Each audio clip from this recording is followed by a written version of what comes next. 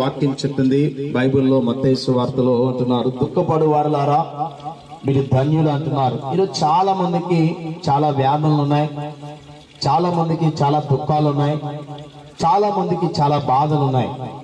అయితే వాటిని మర్చిపోవడానికి, ఆ కష్టాన్ని మర్చిపోవడానికి చెడు వసనాలకు వెళ్ళిపోయి ఆ బాధలోనే వారి జీవితాలు ముగించుకుంటున్నారు.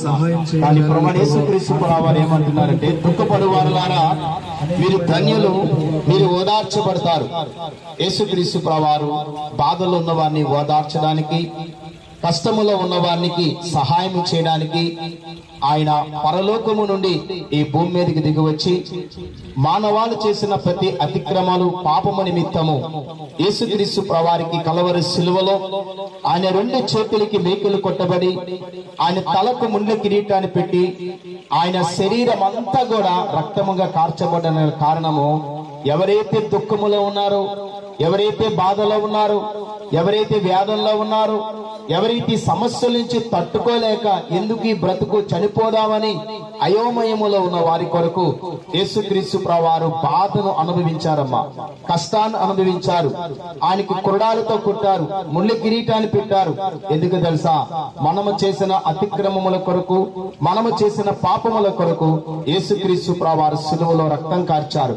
కాబట్టి ఎవరైతే ఆయన యందు విశ్వాసము కలిగి ఉంటారో వారికి కూడా ఆ బాధలో ఉన్న వారిని ఓదార్చడానికి ఆయన సహాయం చేయడానికి సిద్ధంగా ఉన్నారు. ఒకవేళ మీరు బాధలో ఉన్నారా, ఎవరు మిమ్మల్ని పట్టించుకోవట్లేదా, అయినను పర్వాలేదు, యేసు నీతో ఉన్నారు. ఆయన నిన్ను ఆదరించే దేవుడు. యేసు రక్తము ప్రతి పాపము నుండి కూడా మనల్ని పవిత్రునిగా చేస్తుంది. యేసుక్రీస్తు ఏమనగా, ప్రయాసపడి భారాలకు రండి, నేను మీకు విశ్రాంతి కార్చి ప్రాణాన్ని పెట్టి ఉన్నారు. యేసు రక్తము పాప క్షమాపణ. ఆయన ఏమంది ఎన్నో ఇబ్బందులతో ఉన్నారు, ఎక్కడ చూస్తున్నా ఏదో ఒక సమస్య.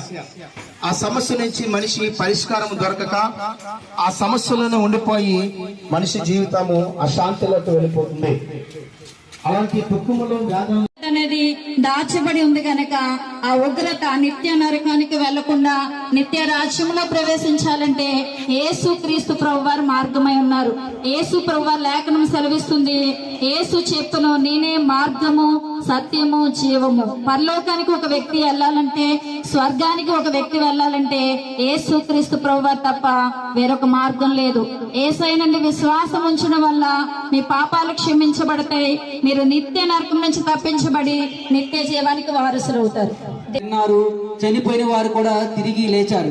అంటే యేసుక్రీస్తు ప్రభువారు ఈ భూమి మీద ఉన్నప్పుడు అనేకమైన స్వస్థత కార్యాలు, అద్భుత కార్యాలు చేస్తూ చేర్చబడతాను. మన నిత్యరాజ్యం అంటే నిత్యము జీవించేది. మనిషికి ఒక ఆత్మ అనేది ఉంది. మనిషి చనిపోయిన తర్వాత మా శరీరం మట్టిలో కలిసిపోవచ్చు, కానీ చనిపోయిన తర్వాత ఆత్మ ఏదో ఒక ప్లేస్ లో నిత్యము జీవించవలసిన ప్లేస్ అన్నమాట.